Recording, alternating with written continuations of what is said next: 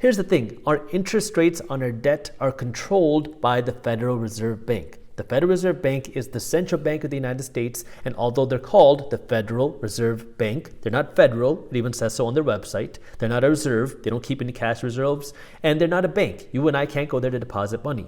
Now, while they are called the Federal Reserve Bank, they do control our interest rates. And what they do is they control interest rates as kind of like a thermometer of our economy. Because when our economy is overheating, it's growing too fast, then what they do is they try to cool the economy by raising interest rates.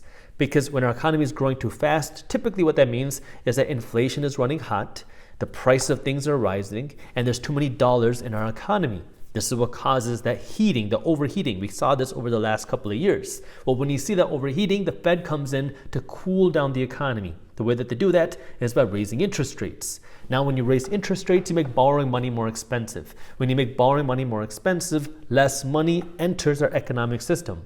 Because when you go and borrow money to buy a home from the bank doesn't have the $350,000 just sitting there. Some of that money gets printed through the way our banking system works. Fractional reserve lending, the way that it works is banks don't keep all this cash. They can print money essentially out of thin air. So the more money that people borrow, whether it's to buy a home, whether it's for credit cards, whether it's a business loan, the more money that is borrowed, the more money that's created. The more money that's created, the more money that enters the economic system. The more money that enters the economic system, the higher the inflation that we see. The higher the inflation that we see, the higher prices go.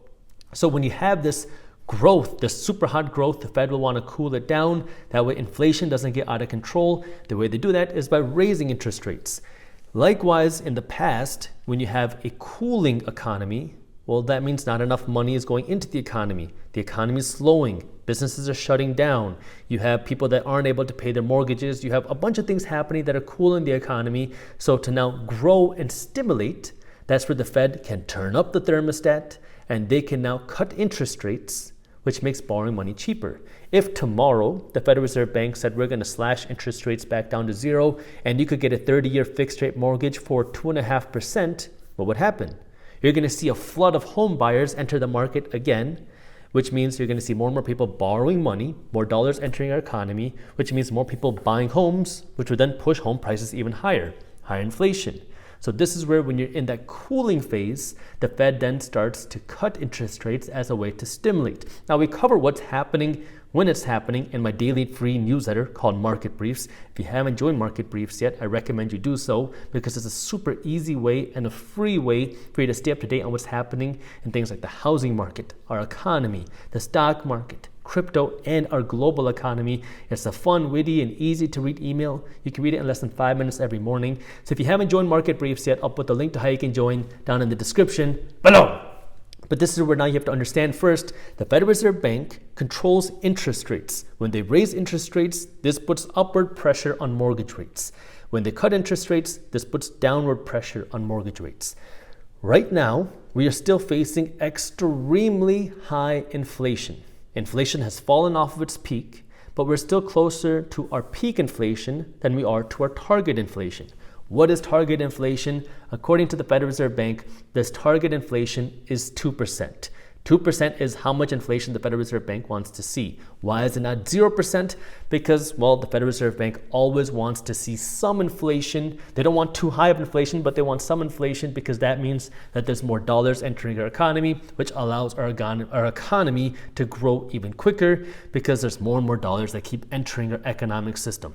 Now, they want it to be around 2% because that's a low enough number where the average person doesn't notice inflation.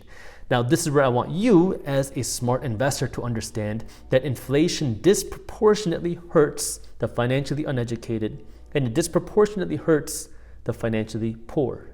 At the same time, inflation disproportionately benefits the financially educated and the wealthy because, well, the reality is inflation is a hidden tax. Most people never see it happen and you just continue to seeing your savings power be eroded. You continue to see your salary lose value. That's what inflation does. It causes the value of the dollar to go down, causing the price of things to go up. So you feel much richer when you get a raise, when in reality, that raise, if it doesn't keep up with inflation, you're slowly becoming poorer each and every day. If you enjoyed this short clip from my longer videos, here's another clip that I think you'll love. And while you're at it, if you're interested in learning more about how to start generating passive income, our team put together an amazing guide on how to start generating passive income for free. All you gotta do is click that button right over there. Thank you for watching, and as always, keep hustling.